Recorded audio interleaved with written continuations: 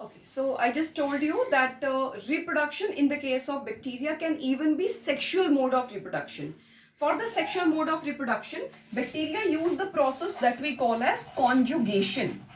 Now, in case of bacteria, the conjugation takes place when two bacteria come in contact and they form a bridge in between, this bridge being called as the conjugation bridge. So, the genetic exchange between the two bacteria can take place through this conjugation bridge, and this mode of reproduction being called as conjugation, which is a sexual mode of reproduction because two bacteria are involved. The genetic transfer is taking place between two bacteria. That's why it is called as sexual mode of reproduction in the bacteria. Now, regarding genetic transfer, there is another point that I want to clarify. Now, conjugation is one method through which the genetic transfer can take place, the transfer of DNA can take place. There are two other methods also through which genetic transfer can take place in bacteria, one being transformation. Now, regarding this, there is an experiment which you will be studying in class 12th, the Griffiths experiment. But in general, I'll just tell you that bacteria, if there is a DNA which is lying outside them, can spontaneously take it inside the bacterial cell and it can become a part of the chromosome of the bacteria.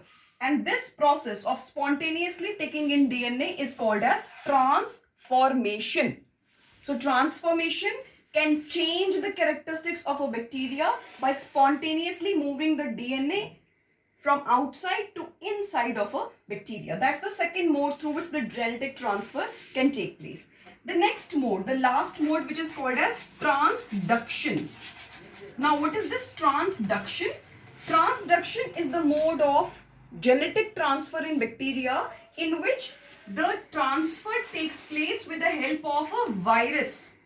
A virus, when it attacks the bacterial cell, the DNA of the virus can enter inside here and become a part of the bacteria. So when this virus divides inside the bacterial cell, it can take the DNA of that bacterial cell along with it to the other bacteria. So this vector, this virus is now acting as the vector and carrying the bacterial DNA from one bacteria to the other. So DNA exchange is taking place between the bacteria, but here what is involved is virus as a vector, and this process is called as transduction. So we have three genetic transfer modes in bacteria: conjugation, transformation and transduction.